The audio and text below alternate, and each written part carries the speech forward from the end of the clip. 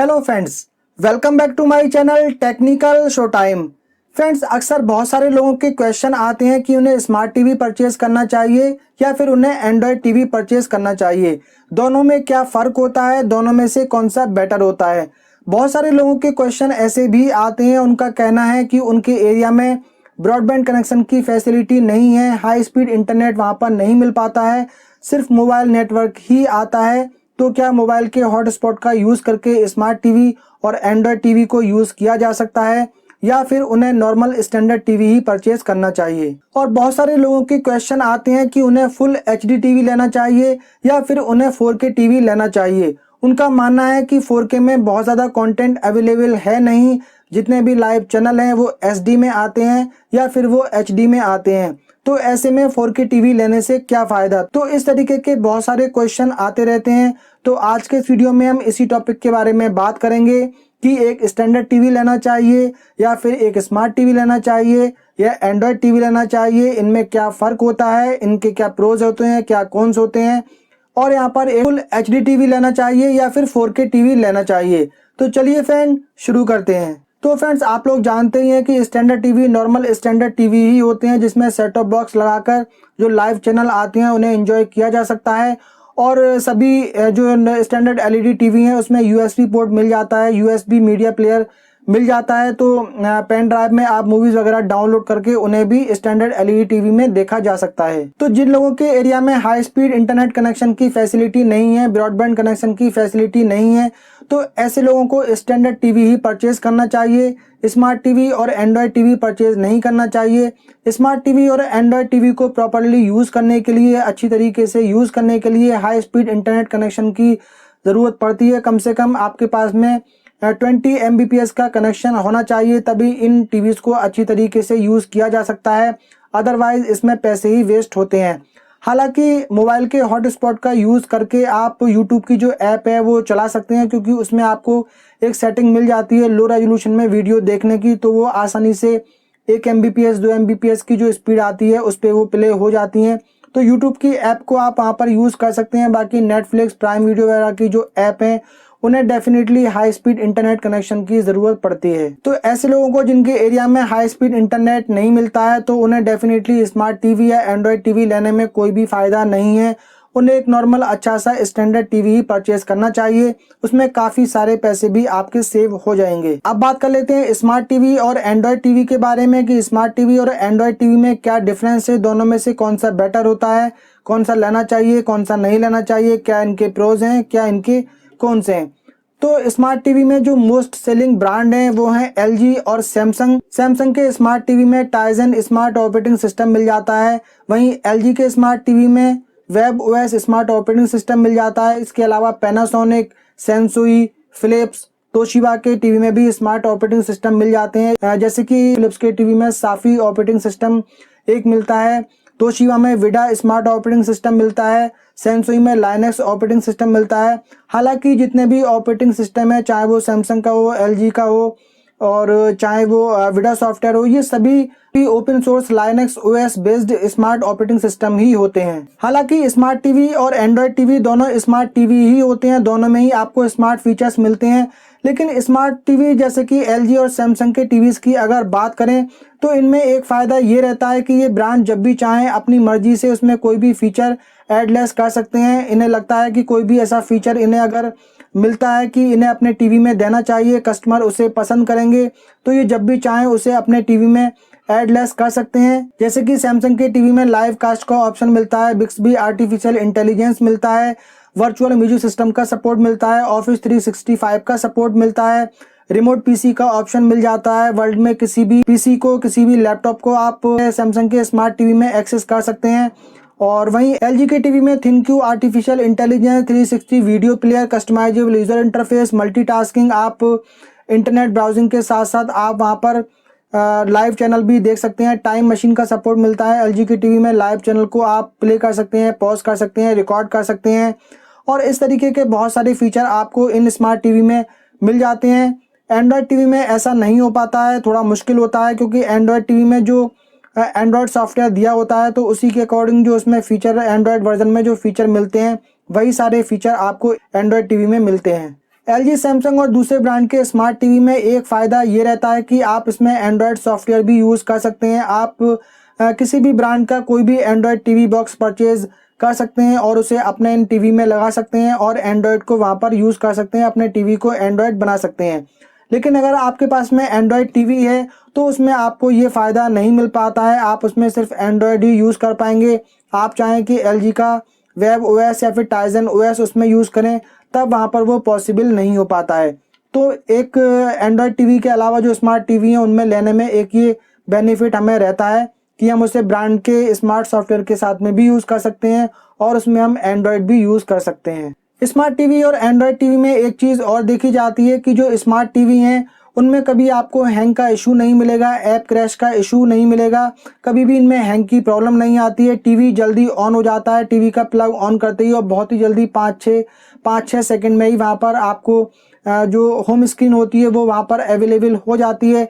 लेकिन Android TV को boot होने में काफ़ी टाइम भी लग जाता है। तो एक प्रॉब्लम एंड्रॉयड टीवी में ये देखने को मिलती है। हालांकि अब जो एंड्रॉयड टीवी आ रहे हैं तो उनको काफ़ी फास्ट बनाया जा रहा है, उनका जो बूटिंग टाइम है वो काफ़ी कम कर दिया गया है। लेकिन फिर भी स्मार्ट टीवी इस मामले में थोड़े से बेटर होते हैं, कभी भी वो हैंग नहीं होते हैं, कभी भी उनकी ऐप वगैरह भी वहाँ पर क्रैश नहीं होती हैं। एक चीज़ और देखी जाती है कि जो स्मार्ट टीवी है इसमें अगर हमने HDMI 1 को सिलेक्ट किया हुआ कर दिया है एक बार, और जब भी हम टीवी ऑन ऑफ करते हैं नेक्स्ट टाइम जब ऑन करते हैं तो हमें वो HDMI ऑटोमेटिक वहाँ पर सिलेक्ट हो जाता है और वहाँ पर हमें स्क्रीन पर वही चीज़ नज़र आ जाती है।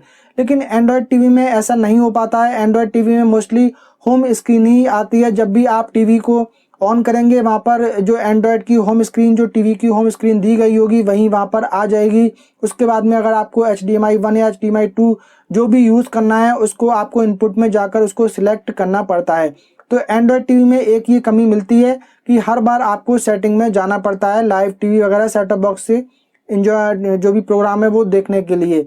स्मार्ट टीवी में ऐसा नहीं होता है, एक बार सिलेक्ट करके छोड़ दिया, जब तक आप उसे चेंज नहीं करेंगे तब तक वहाँ पर वो चेंज नहीं होता है। LG, सैमसंग और दूसरे ब्रांड के जो स्मार्ट टीवी हैं इनमें एक प्रॉब्लम ये देखने को मिलती है कि इनमें बहुत ही कम ऐप यूज़ करने के लिए मिलती हैं। इनका जो ऐप स्टोर होता है वहाँ पर आपको बहुत ही कम ऐप्स मिलती हैं, तो आप बहुत ज़्यादा उसमें ऐप डाउनलोड नहीं कर सकते।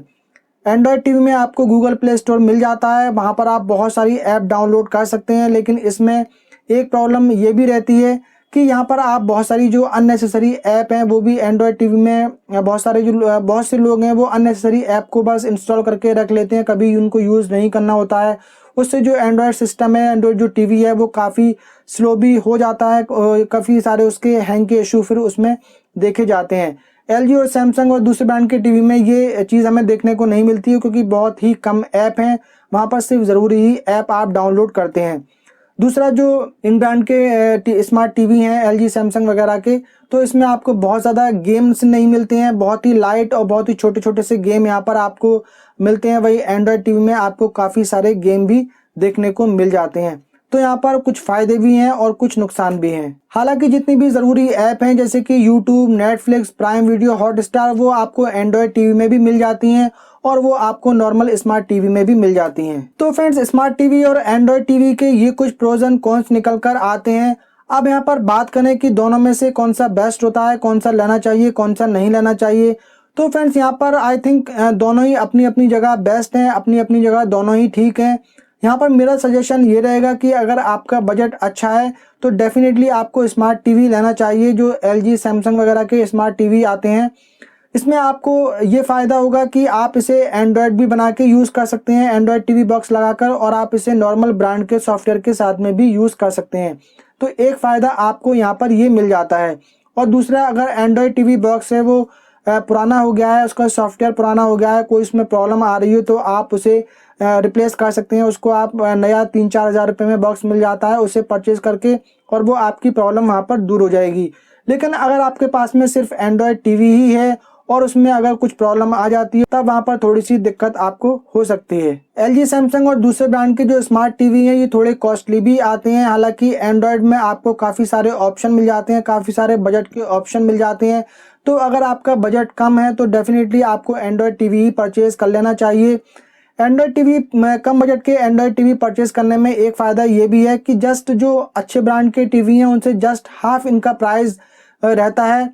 और 3-4 साल 5 साल बाद एक ही टीवी को देखते देखते हम भी बोर हो जाते हैं। तो अगर आपने कॉस्टली टीवी परचेज़ किया हुआ है तो उसे आप फ्यूचर में जल्दी अपग्रेड करना नहीं चाहेंगे। लेकिन अगर आपने एक सस्ता टीवी 25-30 हज़ार रुपये में परचेज़ किया है तो अगर 3-4 साल यूज़ करके भी आप उसे आसानी से चेंज कर सकते हैं, आसानी से आप अपना मन बना सकते हैं उसे टीवी को चेंज करने का, टीवी को अपग्रेड करने का।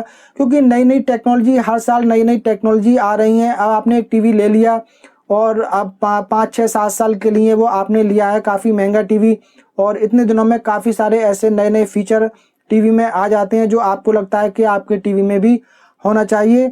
तो इस केस में भी थोड़ी सी प्रॉब्लम आ जाती है। तो यहाँ पे आई थिंक जो बजट के एंड्रॉयड टीवी हैं वो लेना भी आई थिंक बेटर होता है। आधे पैसों में ही आपको मिल जाते हैं, आधे पैसे आपके बच जाएंगे और आगे फ्यूचर में आपको अपग्रेड करना भी आसान होगा, क्योंकि आपने कम प्राइस में वो परचेज किया है तो डेफिनेटली ज़्यादा दुख आपको अपग्रेड करने में वहाँ पर नहीं होता है। तो सजेशन मेरा यही है कि अगर आपका बजट अच्छा है तो आपको स्मार्ट टीवी लेना चाहिए एलजी या सैमसंग का, और अगर आपका बजट कम है तो आपको एंड्रॉयड टीवी ही ले लेना चाहिए जो कि आपको बजट सेगमेंट में मिल जाते हैं। अब फ्रेंड्स बात करते हैं फुल एचडी और 4K टीवी के बारे में कि इनमें से कौन सा लेना चाहिए। बहुत सारे लोगों का कहना है कि 4K में बहुत सारा कंटेंट तो है नहीं, बहुत ही लिमिटेड कंटेंट ही मिल पाता है, सभी लाइव चैनल एचडी या फुल एचडी में ही आते हैं, तो हमें कौन सा लेना चाहिए।